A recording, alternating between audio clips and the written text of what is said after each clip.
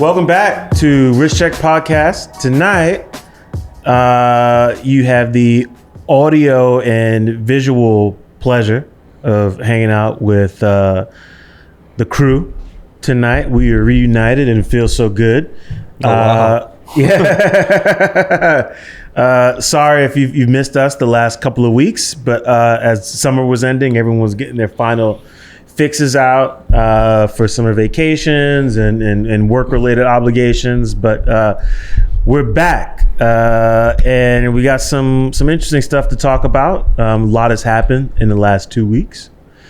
This is episode 65. 65. Are we officially like retirement age now? Yeah. 65? We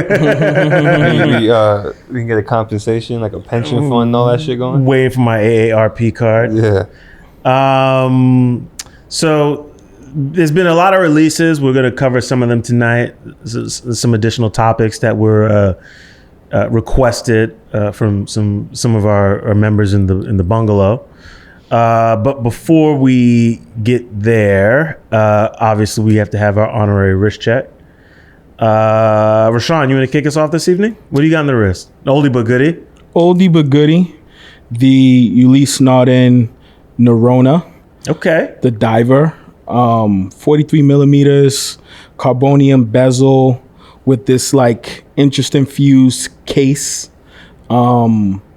This is like one of my favorites to wear casually. Yeah. You could dress it up, you could dress it down. There's times where I wear this crazy watch with a suit, or I'll wear it with a hoodie and jeans. Mm-hmm. I mean, what's not to like about this watch? And this was like a collaborative piece, right? Yeah. So collaboration with Nerona, which is one of those like outdoorsy like exploration brands.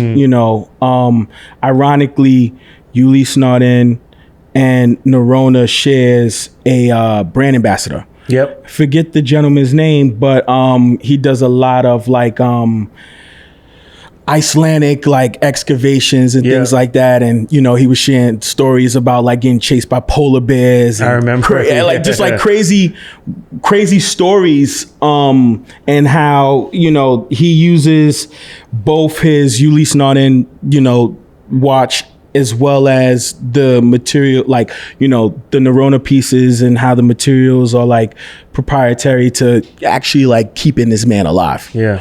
So this watch is a tank. Is one of 29 pieces. I was actually able to get my lucky number, so number 12 of 29. Nice. So has a bit of an emotional attachment to it. Cool.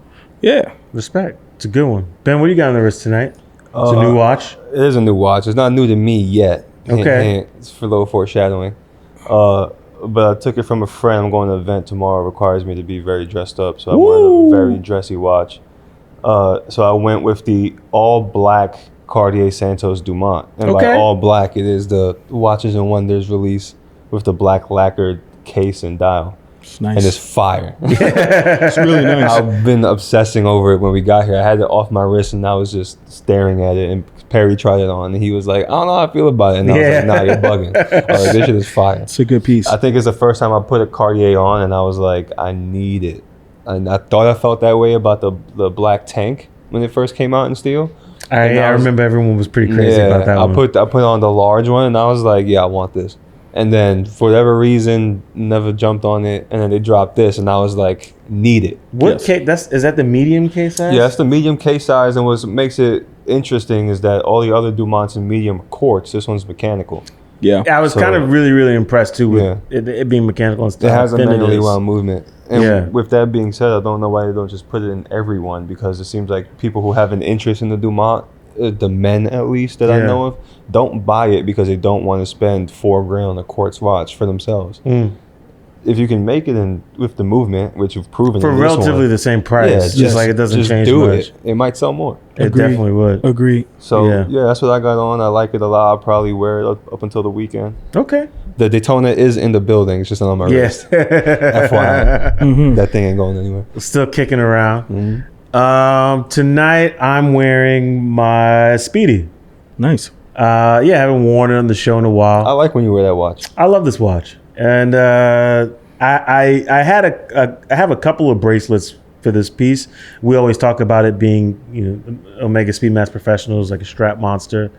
And lately, I've just been going NATO on it. I have like a whole dresser full of NATO straps and different colors, and I don't know. I'm feeling blue today, so I just tossed the blue one on. But I love this watch. I actually got a lot of compliments on this piece today too. Looks good. Ran into a couple of people who didn't even know I owned it, haven't seen me wear this, and no, it's good. This is it's a vintage Speedmaster, late '90s, one of the last of the tritium dials. A ton of scratches. I took a chunk of the Hesalite crystal out one evening. Won't talk about that story, but it is mine officially. Yes. So this one's got some stories attached to it, some moments, some events I can remember, and I actually took this with me on vacation for my wife's birthday in Europe. Yeah. And made some more memories. Hung out in Amsterdam, got to know owner of this little cocktail bar called Barfly, and just me, my watch, and some good drinks. Nice. Yeah, that was fun. Okay, getting in the thick of things. We got a new Swatch release. Yes. Fire. I love all of it. And we called it a year ago.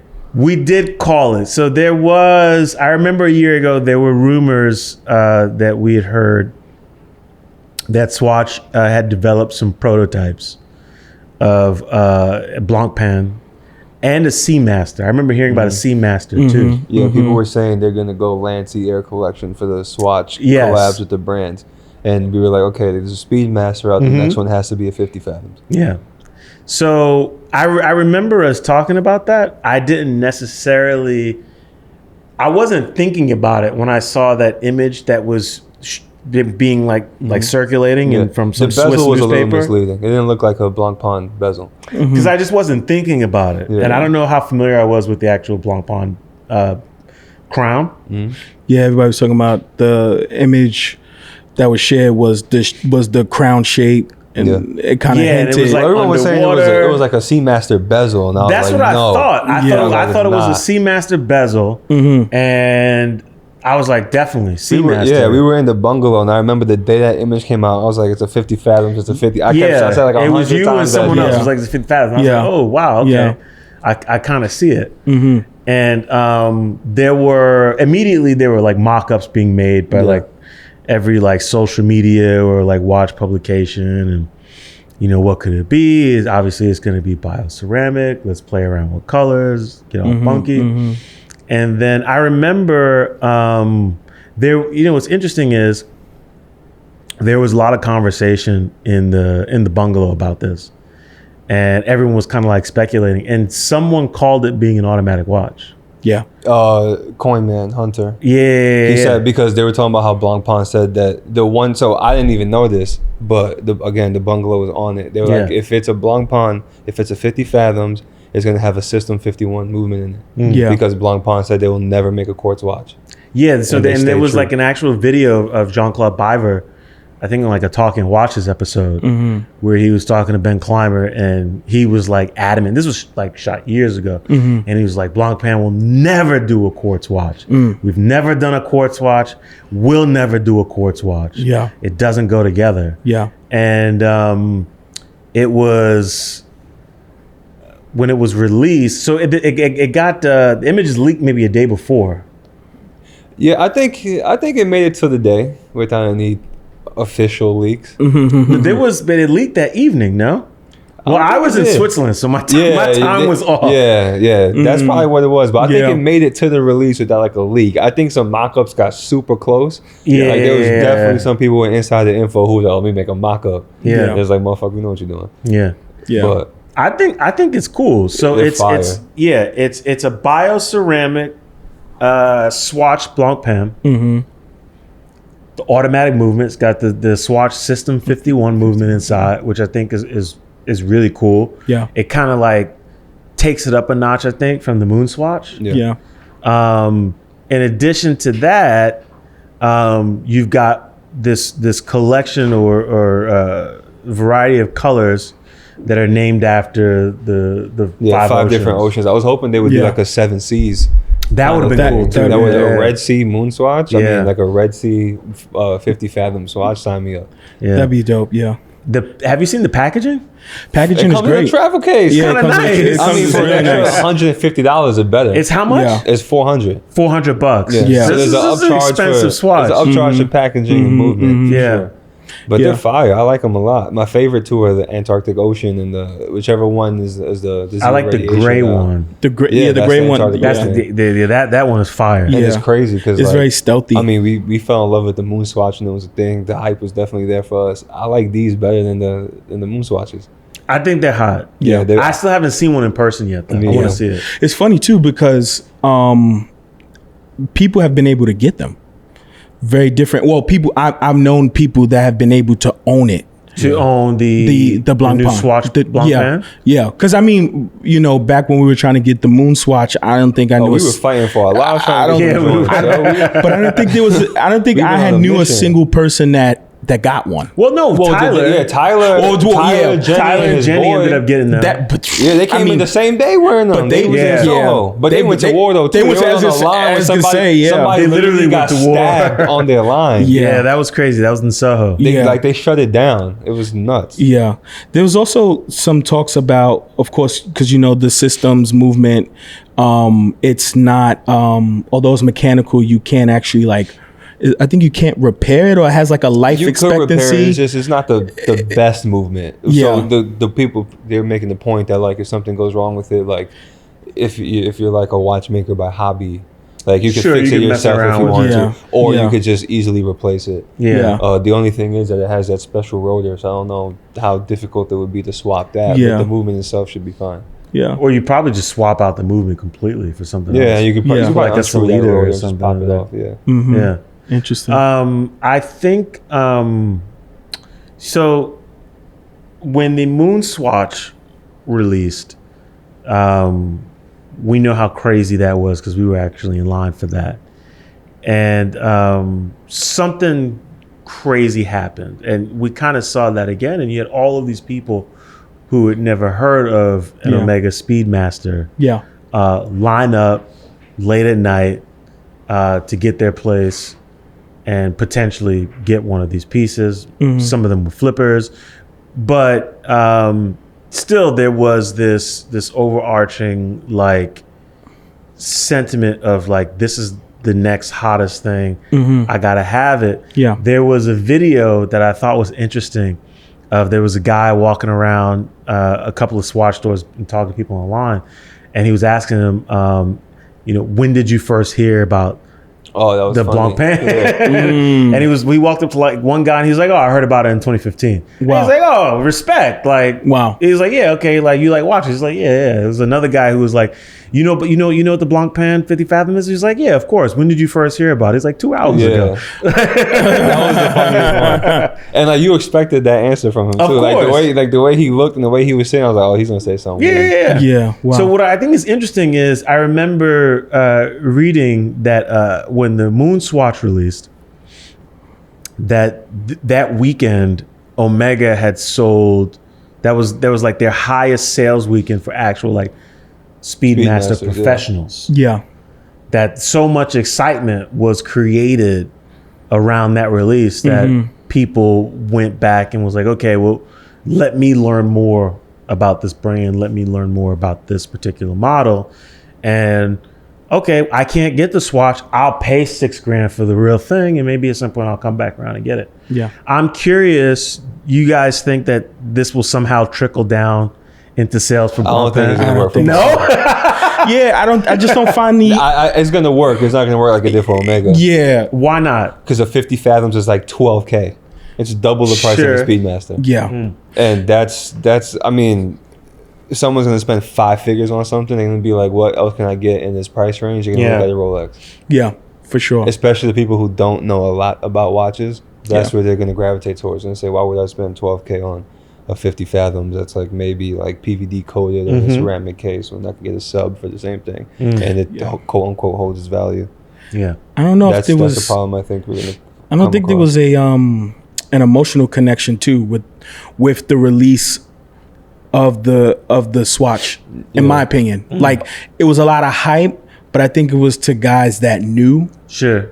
More than, like, you know, the Moon Swatch when it came out. I think it brought out more people that were excited about watches that probably had no idea that this would be their new hobby, and it kind of just like snowballed. Even the price point, like at $250, it's very approachable. More people are like, oh, I'll spend $250 on the Swatch. Yeah, $400 is even then. You know, you're getting into like Citizen, Belova, like mechanical watch territory. Seiko. Yeah. It's a little tough. I think what's interesting though, I mean, I think you have a point. I'm curious to see how much it trickles down. Yeah, it's gonna work, just not a lot. I don't know if it probably won't be like the Moon Swatch, but I thought what was interesting was, and to your point, perhaps why it worked out more for Omega and the Speedmaster. I remember when we were in line, all of the people that were watch enthusiasts prior to the Moon Swatch release, many of them were in line wearing their Omega Speedmasters. Yep. Yeah. I don't know how many people lined up with the 50 Fathoms on their wrist. Probably not. You know? Yeah. I think there's one gentleman, our mutual friend, shout out to Tommy.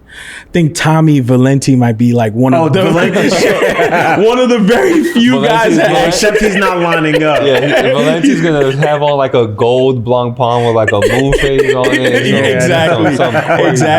But you know, like some 45 millimeter annual count. Exactly. Which was funny too, because what I've noticed speaking to people as well is like the demand for, now that this 50 Fathoms Swatch has come out, the demand for the Moon Swatch, like, you know, it kind of slowed up a bit to where guys can actually go get it now. Yeah. Because I was talking to a friend, and I remember he had no Moon Swatches, and then he turned around and he's got all of them but Neptune. Because of course the Neptune was like, well, I mean, I don't know, maybe. Well, they just released new Moonshine Gold. Okay, Neptune. so here's the other thing. How many of you have seen a Moonshine Gold Moon Swatch of any kind out in the wild? I haven't seen it. Exactly. You think you're gonna see number one?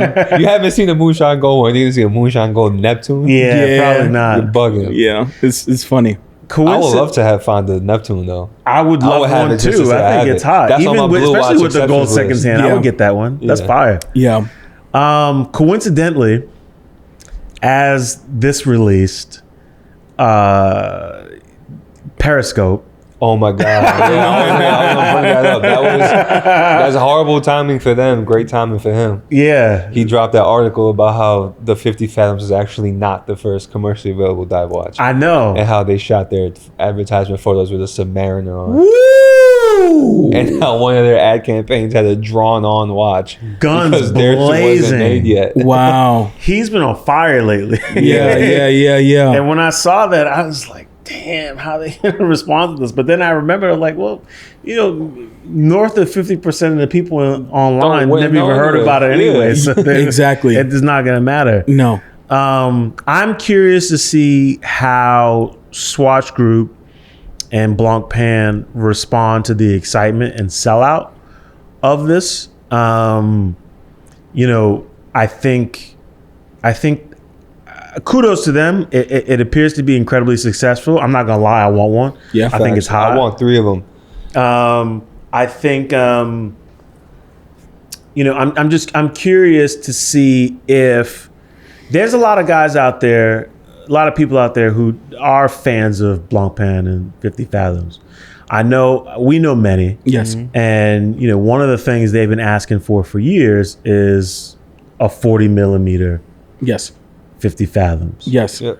I'm curious if, with the snowball of this excitement, maybe Swatch Group now, you know, lends an ear to their hardcore fan base and starts to experiment and supply them with variants of what they've been asking for maybe the better part of the last 10 years. Yeah. Wouldn't hurt, will only help. I could definitely see someone like myself getting this one, and then if the experience is as pleasant as I think it could be, possibly looking forward to seeing what they're releasing in the future, and maybe I will have one in my collection. I don't know. I agree. I mean, I've thought about it. I love dive watches. I think the history is cool in terms of Blancpain. Maybe Perez scope will turn that around. I'll feel differently after I really get into it. But I'm excited to see how they respond to this and where they take it. But I would say, especially after the last few Moonshine Gold releases, which were getting a little ridiculous, a little excessive and ridiculous. Oh my goodness! This was a really nice palate cleanser. Yes, the timing couldn't have been perfect. Yeah.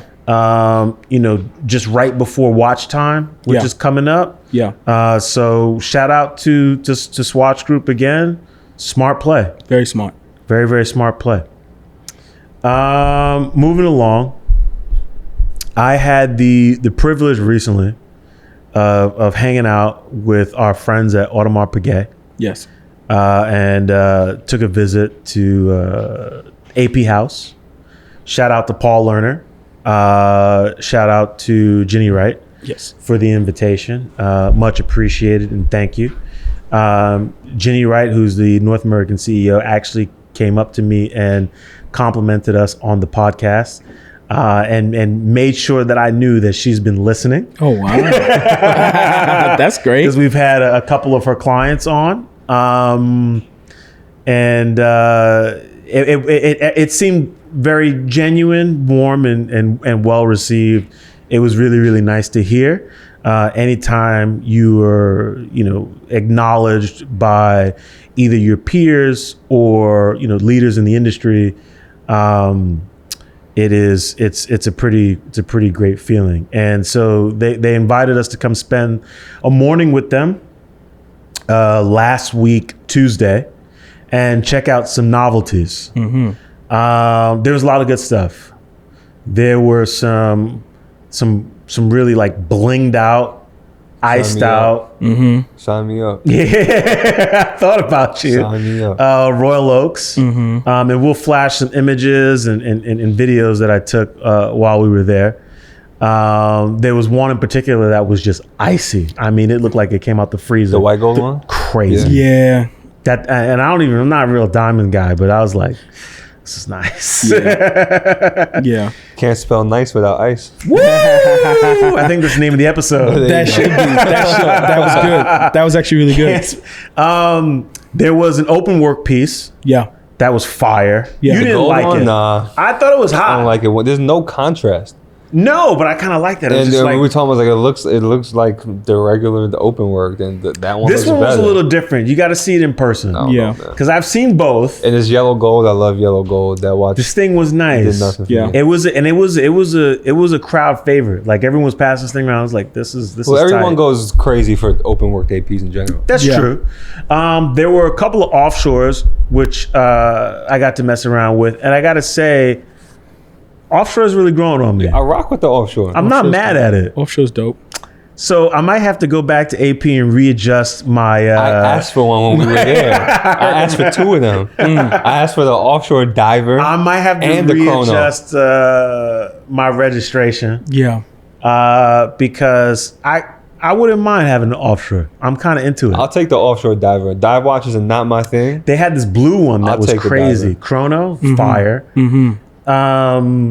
There was also, I got to check out the Alex Studio. Yeah. Yeah. Studios. APs. How were they in person? They were really nice. The 37 millimeter is perfect. That thing is beautiful. Yeah. It's gorgeous, super minimal.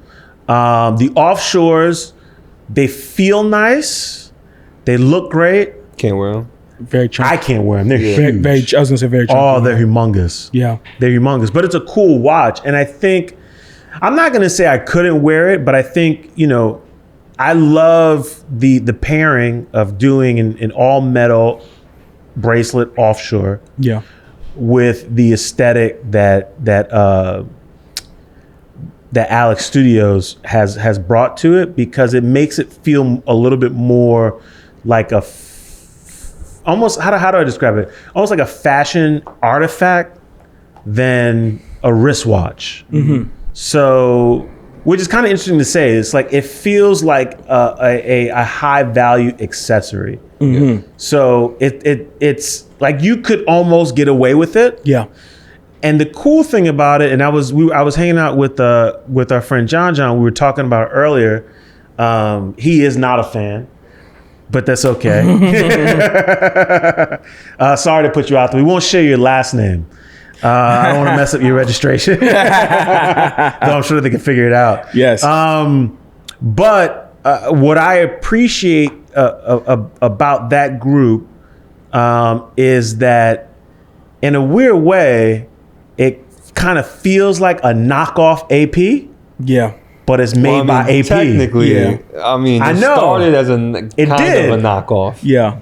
But this one is made by them, and which I think is crazy. I think it's fire. Like you go from Alix did that Mad Paris collab on 3 different APs, and then AP is like, oh, that's hot. Let's pay him to just do it. But that kind of makes me. I'm sorry to cut you off, but that kind of makes me think of like, what if Virgil was still here? Yes. All the wow stuff he was doing. Like, would that have been like? Would we have seen a Virgil Abloh AP before we saw an Alix studio? Yeah. I who knows if we'd have seen it before or after, but I definitely think like that they've taken that step. It's not out of the realm of possibilities in terms of future collaborations with, be it fashion designers or artists or whomever. I think AP's really put themselves in a position to show that, they kind of run their own race. They're not afraid to do what they think is cool. It's not about being first someplace. It's not about being better than anyone. It's just like we exist in our own world, and this is what we want to do. And I appreciate that. Yeah. You were gonna say something? Yeah. To your point, I think the trends that you see now, even in fashion, you think of like how these brands are going and having their finger on the pulse, adding someone like a Virgil, a Dapper Dan, all of these other individuals where like, if you think about Dap's collection and Gucci, like it looks like knockoff Gucci. Yeah, I mean, it's just stuff he was doing from back in the day. Or even like, the ideas of like collabs that you would never think you'd see ever come about, Adidas and Gucci, or like those Mad Paris inspired, or like whatever it is. Even Virgil with implementing Off-White and giving Louis Vuitton that same kind of like mesh. It's very interesting. Yeah. No, I think you're right, and I think it speaks. This release was, or at least. This series of these novelty pieces that they shared with us, kind of all in their own way, resonated along those lines with the same feelings. One of the other pieces that I was really impressed by was there was a Royal Oak minute repeater. Yes. In black ceramic. Yeah. On a rubber strap. Yeah. And the idea of taking like a high horology concept and then bringing it all the way down to like almost like a streetwear aesthetic. Yeah. Like that piece to me kind of channels, what you're talking about right now. Yeah. Like it didn't quite feel like Alex Studios, but there was some of that in there. It felt a little more Virgil than anything. I thought it was really cool. It had a sub-seconds at 6 o'clock. Yeah, I thought the watch looked really nice. I was just curious on how it sounded in that So case. The interesting thing, I was hanging out with a friend of ours, Mark was there from Hodinkee, and we were talking about it. And one of the things that he noticed was on in the black ceramic case, the minute repeaters in ceramic cases for some reason don't sound great if they're not on your wrist. And it seemed true. Like we tried to test it out, and I'm not going to say it sound bad, but you could hear a difference. You could hear a difference. The way that the chime resonates when it's on your wrist is completely different. It sounded fuller than it did. Off the wrist, it wasn't necessarily like tinny, but it was a little more hollow. Yeah. And then on the wrist, you could hear it like it just had a more round fullness to it that was really, really nice. But the watch felt great on the wrist too. And the thing was sweet. I mean, all black ceramic, black tapestry dial, like black rubber strap, just all the way like kind of brought down. And it's just like a really great blend of like highbrow and lowbrow. I thought it was beautifully executed. The star of the show, however, in my opinion, The red one? was the red dial. Yeah, that's the best one. Royal That Oak, bangs. It's crazy. jumbo, Crazy. bulk metal glass Yeah, bezel. You're gonna have to explain that. It's like alien Titanium. UFO technology. Palladium, Yeah. fume What's red. retail on it? I don't have the price just yet. Actually, as a matter of fact, I think I do. It's about 100. No, more than Take a guess. Let's see. that. gonna go It's one- definitely six figures. I'm gonna say 150. No, I think it's over 100, less than 150. Over 100, less Yeah, than somewhere 150. in Like 125. Nah, I don't even know if, maybe. I think it's some weird ass number, like 127 and change. Let's see if I can. If it's under 100, I'll be shocked. Yeah, I agree. The dial bangs though. No, it's a great dial. So I'm looking for this, but While you're looking for that, were there any codes? Are they kind of like so are they kind of like off the code train? Like, what's the deal? they're not off the code train. Because I think The train is still moving. there's an open work code, is there not? And- or like the dial is transparent or something like that. I think I was seeing on the website. So they got something that they're working on. I can't talk about it until a certain day. Let me see. But the code train is still moving. I found the email, and the bulk metal glass piece. Let's see here. The black ceramic piece, the Super Sonnerie, 350,000. Yep, so that coming. Yeah, there's a mini repeater Super Sonnerie code 11 with like this kind of like. Okay, so I got the price. Translucent dial. What do you think it is? Take a guess. 110. I'm going 150. 50,000? No, 150. 150. Is it more? It's less, 96,000. Okay. Wow. 96,400. That's retail on the bulk metal glass piece. So bulk metal glass is essentially, as I understand it, I'm not super well versed in alloys of this nature to this degree. But essentially, as when metal is in a liquid state and you're cooling it down to harden it, it crystallizes. And at a very slow rate, you get very small crystals, and that in itself develops certain properties that we're pretty familiar with different alloys. With the bulk metal glass, what they do is they cool it down at a not only at a rapid rate, but at a very, very low temperature. Somebody's calling. We'll save that for the bloopers. But they cool it all the way down, so really low temperature at a rapid rate. And so what that does is it forms very, very large crystals at a molecular level. Now, what that does, it gives the metal certain properties. One of the things is that it shines differently. Yeah. And so it has almost what looks like a mirror kind of appearance to it. It's also incredibly hard. Yeah. And scratch resistant. And super lightweight. It's supposed to be, it's stronger than titanium. Really? Bulk metal glass, yeah. More scratch resistant than titanium. What do you know? What is this like something that's proprietary to AP, or is It's it? not. No, bulk metal glass is a thing. You know what it's used on? Because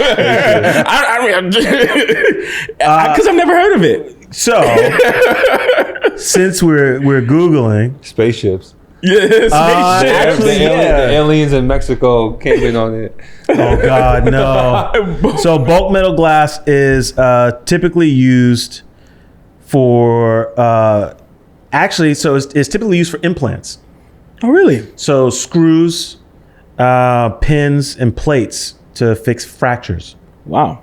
Yeah. Thank you, Google.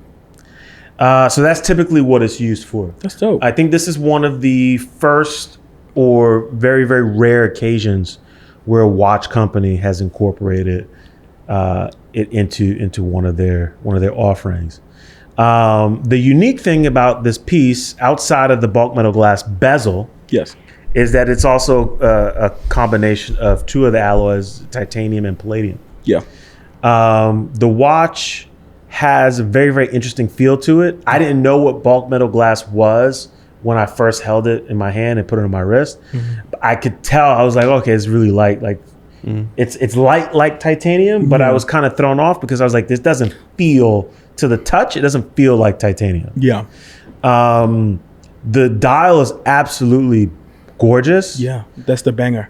The dial is the banger. And the contrast that exists with the bezel and the dial is crazy. We'll share a picture. And on the dial, the indices are pink gold. Yes. So there's just a lot of contrast going on with this piece. And it just really, really stands out.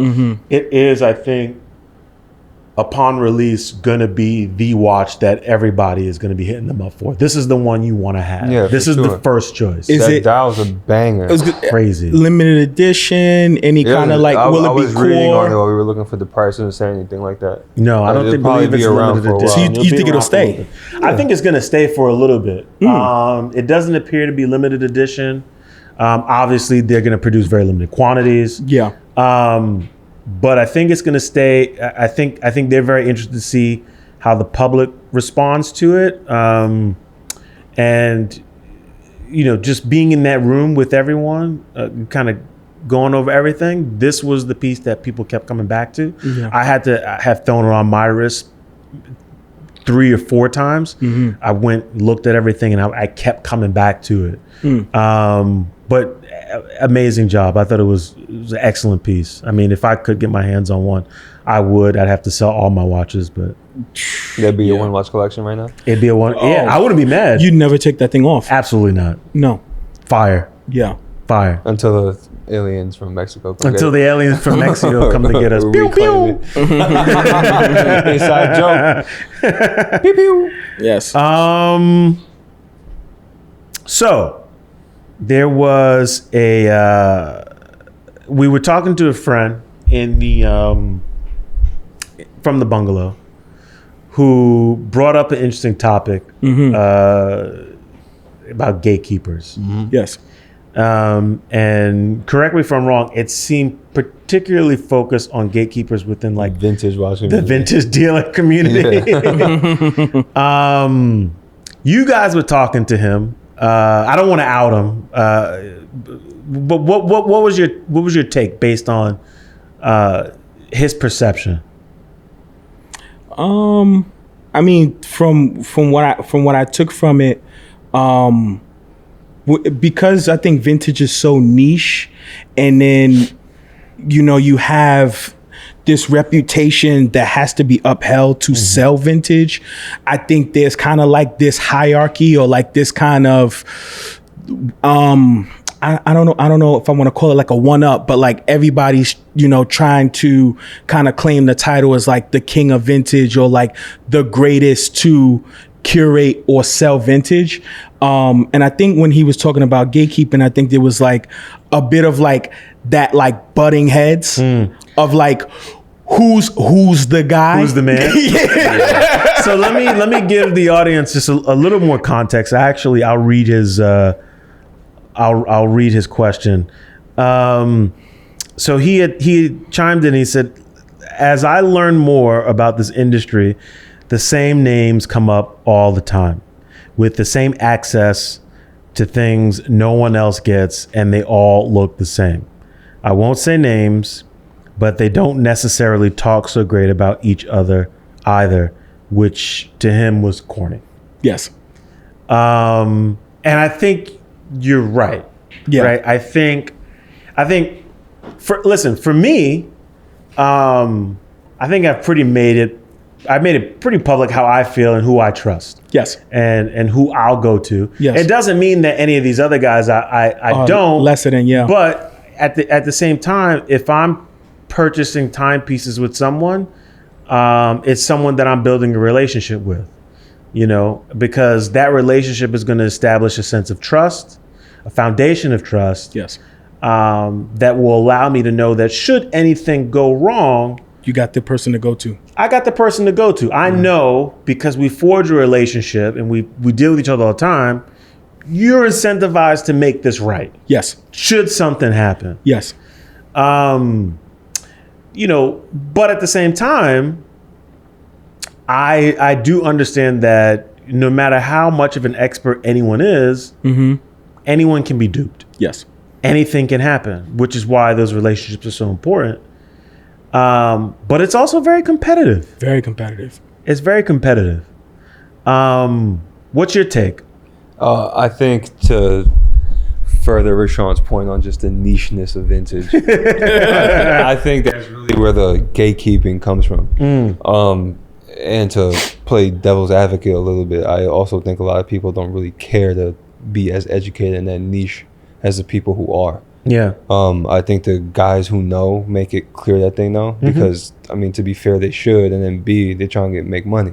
I think that's really the biggest part of it, right? And that's the only way you can. Everyone's fighting for market share. Yeah, it's really market share. And then when it comes to access to things, I think it's hard for someone to get access to it because, again, it's like, where do you even get educated on this? Yes. I think the guys who we trust, I'm going to use Eric as probably the prime example. Eric Wynn's worked for the auction houses. He's helped write books, and he's done so much research. It's his life. So, yeah, that's someone who I think when it comes to market share deserves what he has. I also think he's someone who has access to a lot of things, and he shows it. Yeah. Like, if you go on his website, the guy has everything. Like, he's crazy. Everything. He's got a resonance up there right now. Everything. He's got everything. He has, like, if you can think of it, even if you don't see it, he's probably sold it, touched it, tried it on. Or can get it. Or can 100% get it. Yeah. Yes. Now, where I think some people have an advantage, if that's a role that they want to get into, is that they have to kind of find, like, the minutia in the nicheness, which is, like, a lot to unpack. But you need to find really specific things and make that your brand and almost specialize in it. Yeah. Because the bigger guys aren't doing it. The bigger guys aren't doing it. The problem is that the bigger guys have the product. So what someone said this to me recently, and it's like, the people at the top ain't in competition. They're working together. Yeah. And I think that's something they could all benefit from. And they do. They just don't want you to know that they do. Yeah, they do. Which is the other thing. It's just let's be honest. When you're fighting for clients. Yes. Yeah. Right, if Adam from Mental Watches sells a Paul Newman Daytona to Jay-Z, everyone else is gonna be like, "How'd you do that? Where'd you get that connection?" Yeah, I want that business. It's like, I got one of those. Why ain't buy for me? Which is a crazy thing too, because it's like I've never really heard anybody, like, to our friend's point. He said that like they never really have anything nice to say about each other. It's kind of corny. I agree. Yes. Sure, but I never really heard anybody say anything bad about someone else. There's some instances, but those are very specific instances that we'll keep to ourselves. Yes.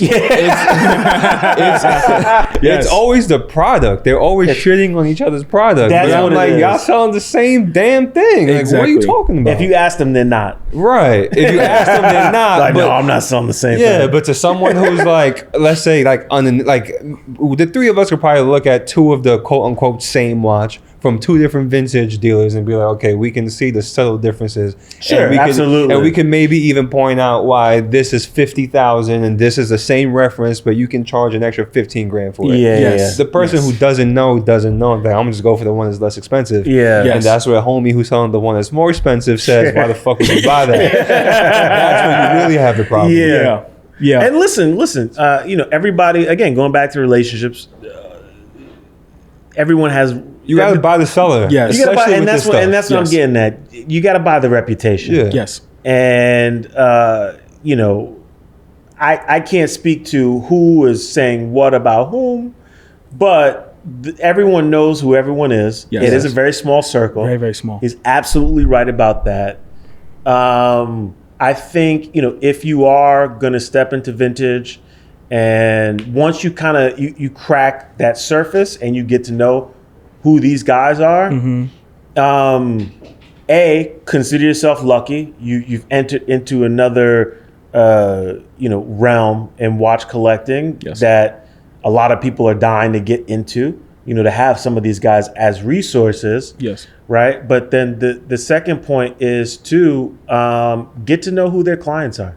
Talk to their clients. Yeah. Their clients are going to tell you how reputable they are. Yes. Their clients are going to be able to share with you what the experience was like shopping with them. You know what I'm saying? And to me, that says everything. Because if you can talk to people who have spent money with some of these guys and, you know, are willing to be a walking billboard or connect you with certain dealers, that is worth its weight in gold, right? Because that shows you that this person is a reputable person. They have history. It means something. There's a safety net there. There's a safety blanket there, right? Should anything happen, and it can happen, that person that's reputable will do everything within their power to guard their reputation.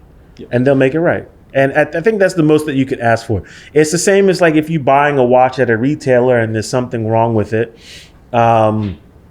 you want the retailer to make it right, right? There's no question whether or not the piece is authentic, but maybe it's got a scratch on it. Maybe the strap came worn. You know, what are you doing to enhance my experience as a client? What are you doing to maintain the relationship or build the relationship with me as a client? To me, those are the things that matter. I won't really get into what he say, she say about the other one, because I know at the root of it, it's competition. Yes. Yeah. So that I guess that just about wraps this week's episode. Want to thank you all for watching and listening. I will say we still have a few more units left of the Wrist Check Pod Wolf watch case collab, the shuttle. Yes. I want to give a big shout out and thank you to all of those who purchased one and are supporting the podcast. It means a great deal to us. You have no idea. This has been a labor of love. Yes. And entering into the next phase, moving towards a commercial space, is a big jump for us. One we don't take lightly, and we're working really, really hard to enter this next phase and take it up another level. And having you guys right there by our side means a hell of a lot, because in addition to making us feel really good, it means that we can continue. We can continue to do this show, and if you enjoy it, thank you. We appreciate you. You can find it on wristcheckpod.com. That's also where you can find us and each episode. You'll find links there to the YouTube channel, Spotify channel, etc. Everything is there. I want to give a big shout out to the Wrist Check Pod Bungalow. We got a couple of guys that have already begun contributing to the journal on the website. Shout out to our friend David, who, funny enough, we met online for the Moon Swatch. We just published a story he shared about how he acquired his Alaska Project Omega Speedmaster, which was the watch he was wearing when we met him in line. Yes. I thought that was really, really cool. Yeah. So big shout out to him, and we'll see you all next week. Peace. Deuces.